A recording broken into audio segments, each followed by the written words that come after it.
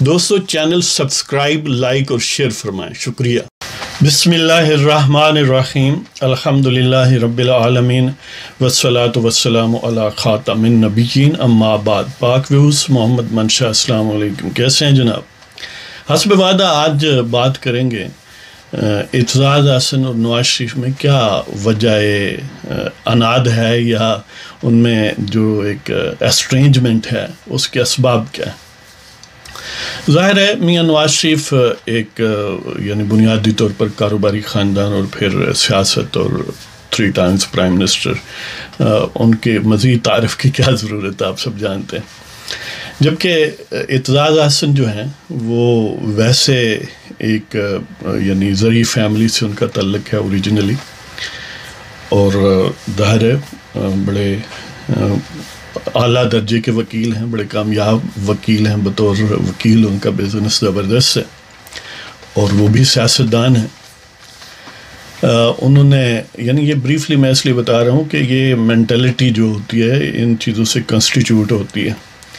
تو اعتزاز احسن 70s میں 75 سے 77 تک پیپلز پارٹی میں صوبائی وزیر رہے، وہ گجرات سے MP تھے۔ تو اس کے بعد پھر 77 کی تحریک کے دوران پیپلز پارٹی انہوں نے چھوڑ دی اور تحریک استقلال میں چلے گئے۔ پھر الٹیمیٹلی جب بی مرحومہ واپس آئیں تو 88 کا الیکشن، اور ظاہر ہے یہ پھر مختلف اوقات میں مختلف پیپلز پارٹی کی حکومتوں میں مختلف وزارتوں میں رہے، جن میں وزارت داخلہ بھی ہے، سینٹ میں لیڈر آف اپوزیشن بھی رہے، اور جو 2002 کا الیکشن تھا اس میں یہ NA124 لاہور 7 سے MNA بنے، لہٰذا پھر ظاہر ہے پیپلز پارٹی کے حوالے سے وہ MNA تھے۔ اب آ گئی الٹیمیٹلی جہاں پر یعنی معاملات جو ہمارے دلچسپی کا معاملہ ہے کہ افتخار چودھری کو مشرف نے برطرف کر دیا، اور یہ گویا ان کی سیکنڈ برطرفی تھی کہ پہلی مرتبہ یعنی افتخار چودھری ویسے جون 30 2005 کو چیف جسٹس بنے تھے، اور پھر مارچ 9 2007 کو فورسیبلی انہیں ہٹایا گیا، گویا ان کے خلاف ریفرنس وغیرہ جو الٹیمیٹلی ریجیکٹ ہوا، اور پھر سپریم کورٹ کے اسی بینچ نے ان کو بحال کیا، جولائی 20 2007 کو بحال ہوئے۔ پھر 3 نومبر 2007 کو مشرف نے یعنی دوبارہ ان کو فارغ کیا، نہ صرف ان کو پورے عدلیہ کو ہی فارغ کر دیا۔ تو ظاہر ہے وکلاء کی تحریک چلی، اور اس میں کیونکہ وہ سپریم کورٹ کے چیف جسٹس تھے تو اس میں جو سپیئر ہیڈ کر رہی تھی باڈی اس ساری لائرس موومنٹ کو، تو وہ Pakistan supreme court bar association تھی۔ تو سپریم کورٹ بار ایسوسیشن جو ہے وہ اس کے یعنی یہ جو لائرس موومنٹ ہے اس دوران مختلف لوگ رہے ہیں سپریم کورٹ بار ایسوسیشن کے صدور، جن میں منیر ملک ہیں، اعتزاز احسن ہیں، علی احمد کرد ہیں، قاضی انور ہیں۔ تو بہرحال 2007 سے 8 تک Aitzaz Ahsan supreme court bar association کے سربراہ رہے، اور وہ یعنی کچھ اس طرح کا سلسلہ تھا کہ افتخار چودھری کے ساتھ بڑے یعنی اٹیچ، اس میں لیڈنگ رول تھا۔ جب تک مشرف ان پاور تھا تو جو اعتزاز احسن ہے وہ فرنٹ فٹ پر تھے لائرس موومنٹس کے حوالے سے۔ اب 2008 کا جب الیکشن آیا تو اس میں آپ کو پتہ ہے کہ یعنی اسی الیکشن کیمپین کے دوران بے نظیر بھٹو صاحبہ جو ہیں وہ شہید کر دی گئی، اور اس دوران یعنی اسی کیمپین سے پہلے ہی سمجھ لیں یا اس دوران میاں صاحب بھی واپس آ گئے، یعنی دونوں لیڈران جن کو مبینہ طور پر مشرف چاہتا تھا کہ میں مائنس کر دوں، وہ ود فل فورس واپس سیاست میں آ گئے۔ تو نواز شریف 2008 کے الیکشن میں اگرچہ وہ الیکشن نہیں لڑ سکے، انہیں مشرف کی چیرہ دستی انہیں ڈسکوالیفائی کیا تھا، الٹیمیٹلی بہرحال وہ صوبائی حکومت نون لیگ بنانے میں کامیاب رہی۔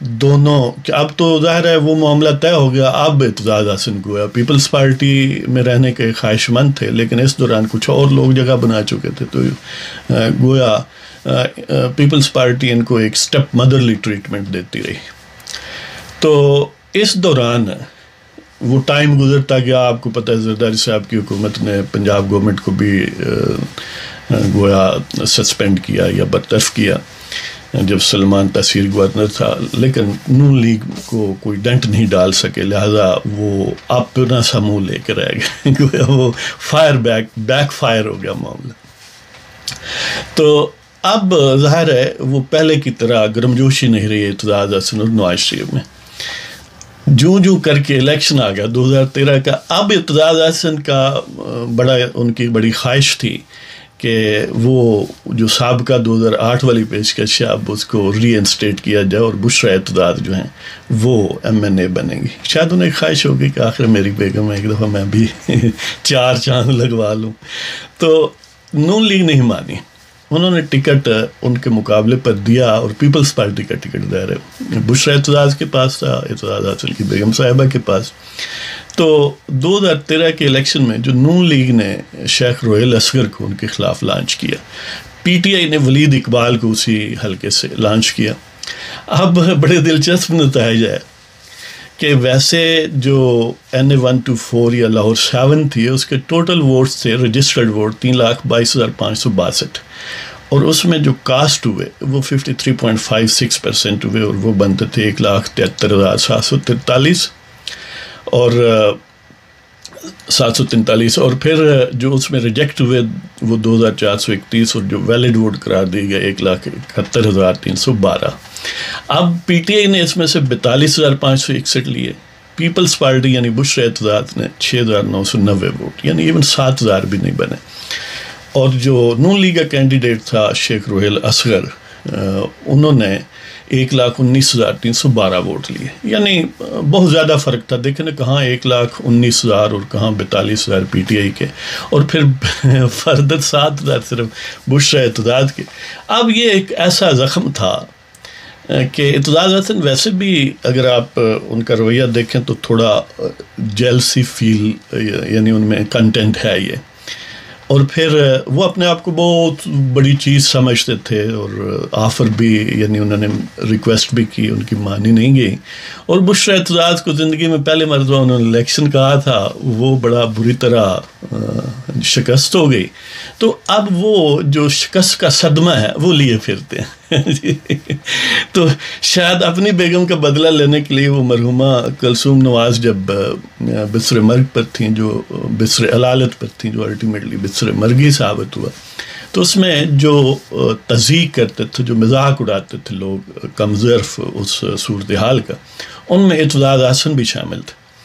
آپ امیجن کر لیں کہ یہ رویہ بڑا ہی عجیب و غریب ہے کہ ناقابل فہم ہے اگر ان کا وہ کیلیبر دیکھیں کہ یہ وکیل ہیں اور بڑے لیڈر وکیل رہے ہیں اور بڑے کامیاب ہیں وغیرہ وغیرہ، یا ایک طرح سے گڈ ول بھی تھی نواز شریف کے ساتھ کبھی، تو کچھ بندہ وفاداری کا ثبوت دیتا ہے، یا ادروائز بھی اخلاقاً یہ کوئی بات بنتی نہیں تھی. بہرحال انہوں نے کوئی ہاف ہارٹیڈلی بعد میں جب وہ فوت ہو گئیں تو معذرت بھی کی، لیکن ان دا فرسٹ انسٹانس یہ کر گزرنا ہی عجیب و غریب رویہ ہے. اس سے ظاہر ہوتا ہے کہ شاید اپنی بیگم کا بدلہ لے رہے تھے. تو لہذا اب اس کے بعد جب بھی کوئی موقع ملے، وہ بے شک اصلی ہو یا نقلی ہو، تو اعتزاز احسن پیچھے نہیں رہتے، تضحیق کرتے ہیں شریف خاندان کی. مثلاً ابھی جو کراچی کا جلسہ ہوا، اس میں انہوں نے نواز شریف نے کیونکہ تقریر نہیں کی، ظاہر 1000 وجوہات ہو سکتی ہیں، طبیعت نہیں ہے یا ضروری بھی نہیں ہے کہ فرض ہے کہ ہر جلسے میں ہی تقریر کرنی ہے، تو کیونکہ باقی لوگ بھی تو تقریر کر ہی رہے ہیں نا، وہ لانچ تو موومنٹ ہوگی اور جاری ہے. تو انہوں نے ایک شتونی چھوڑی اعتزاز احسن نے کہ GHQ سے آرمی ہاؤس سے فون گیا ایک بریگیڈیئر صاحب کا، انہوں نے روک دیا نواز شریف کو تقریر کرنے سے. اب بندہ پوچھے مطلب ایک ہوائی یعنی آپ کیا وہ جو جرنلسٹ غلام حسین ہے یا وہ صابر شاکر ہے یا سوٹو سے ہارون رشید ہے، یا تو آپ اس لیول کے آدمی ہیں جی، پتہ نہیں، لگتا ہے یہی ہے کہ ذہنی طور پر اسی لیول کے آدمی. تو بہرحال وہ اب بندہ پوچھے وہ بریگیڈیئر صاحب بھنگ پی گئے ہیں جب لکواٹے کے جلسے میں، تو پہلے سے بھی زیادہ آتش بیانی سے کام لیا نواز شریف نے، اور ظاہر ہے سب کچھ بیان کر دیا، اور سب کچھ لتاڑا نام لے لے کے ٹھگوں کے سربراہ باجوہ صاحب اور نائب جو چیف آف ٹھگز ہیں یعنی DGISI فیض حمید، ان کو بھی. تو اب اعتزاز احسن کو وضاحت کرنی چاہیے کہ وہ بریگیڈیئر صاحب شاید چھٹی پر تھے، وہ فون نہیں کر سکے. تو بہرحال اس قسم کی ہرزہ سرائی جو ہے وہ ان کو زیب نہیں دیتی. لیکن اصل میں انسان بڑا ریشنل بینگ ہے، وہ ہمیشہ کسی سٹیمولنٹ کے اگینسٹ کوئی موومنٹ بناتا ہے، ریئیکٹ کرتا ہے یا ایکٹ کرتا ہے. کوئی محرک ہو تو حرکت کرتا ہے. تو ظاہر ہے اعتزاز احسن بھی بڑے ریشنل آدمی ہیں، پڑھے لکھے اور بڑے اعلیٰ درجے کے وکیل اور کامیاب سیاستدان وغیرہ وغیرہ ہیں. تو لیکن ان کی شخصیت میں ظاہر ہے وہ بنیادی طور پر دہریہ ٹائپ آدمی ہیں. دہریوں کی بھی کئی قسمیں ہو سکتی ہیں، خاص قسم ہے، اس کو میں ایلیبوریٹ نہیں کروں گا. جو سمجھنا چاہتے ہیں وہ سمجھ لیں، اپنے طور پر بھی ظاہر ہے بندہ سمجھ سکتا ہے. جبکہ میاں نواز شریف جو ہیں وہ بنیادی طور پر بہرحال چلو بہت نیک نہ صحیح لیکن پھر بھی ایک دینی رجحان رکھنے والا ایوریج جو خاندان پاکستان میں جس طرح ہمارے ہوتے ہیں اسی طرح کی شخصیت ہے. اس سلسلے میں تو آپ سمجھ سکتے ہیں کہ اعتزاز احسن ماشاءاللہ تلاوت کرتے ہوئے بھی آپ کو نظر آئے ہوئے ہوں گے کہ بڑی اعلیٰ درجے کی کرتے ہیں. تو بہرحال وہ یعنی ایک سمبایوٹک ریلیشن شپ جب ہو، آپس میں کوئی مفادات کامن ہو جائیں تو وہ علیحدہ بات ہے. وہ کوئی بھی دو شخص اکٹھے ہو سکتے ہیں کسی خاص موقع یا ٹائم پر، لیکن عموماً زیادہ سسٹینیبل ان کا چلتا ہے جن کی اصل جو بیسک نظریات ہیں وہ بڑے ان میں کچھ نہ کچھ اشتراک ہو، اور یہاں پر وہ نہیں ہے. اور مفادات ظاہر ٹکرا گئے. انہیں ٹکٹ چاہیے تھا، انہیں MNA اپنی بیگم کو بنانا تھا، نواز شریف نے نہیں بننے دیا، لہذا اب اس حسد کو پیٹ رہے ہیں. تو اس کے ساتھ ہی آپ کی اجازت چاہتے ہیں جناب. اللہ تعالیٰ ہم سب کو محفوظ رکھے حسد اور عناد کی چیزوں سے. تو اللہ تعالیٰ پاکستان کو خیر سے آباد رکھے اور ان ٹھگوں سے آزاد کرے. پاکستان زندہ باد، عوام زندہ باد.